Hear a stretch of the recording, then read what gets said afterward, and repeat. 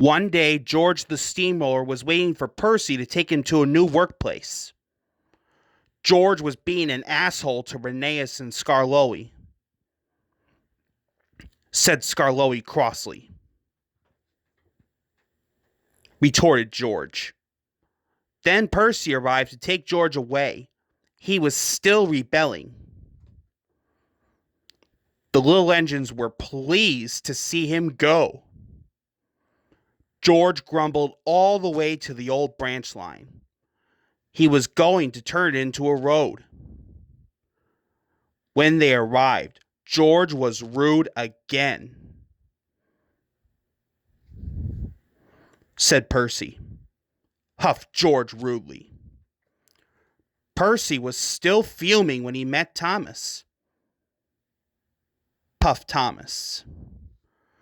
George was now enjoying himself. He chortled. Thomas took no notice. George felt insulted. But Thomas didn't hear. At last, the workmen reached the level crossing. Said George. So they did, but not properly, and George knew it. Later, Thomas was traveling home on the same line. He was pulling freight cars filled with vegetables.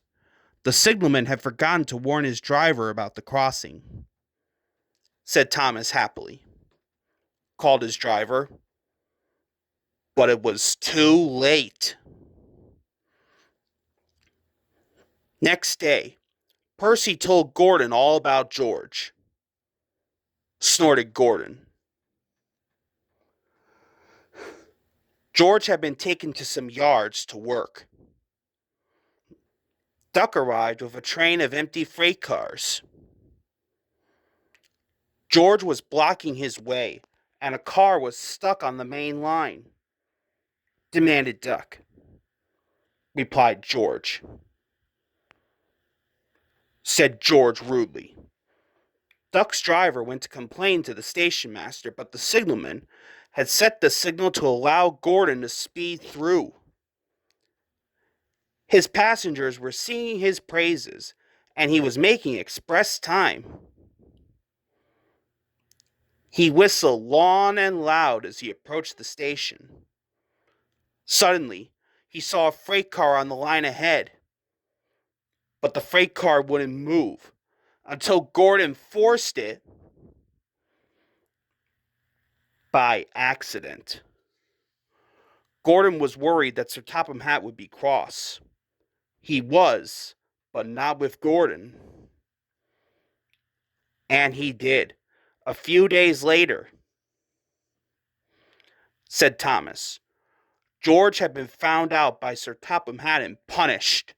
He looked miserable, said Percy. Said George sadly. I hope not. Don't you?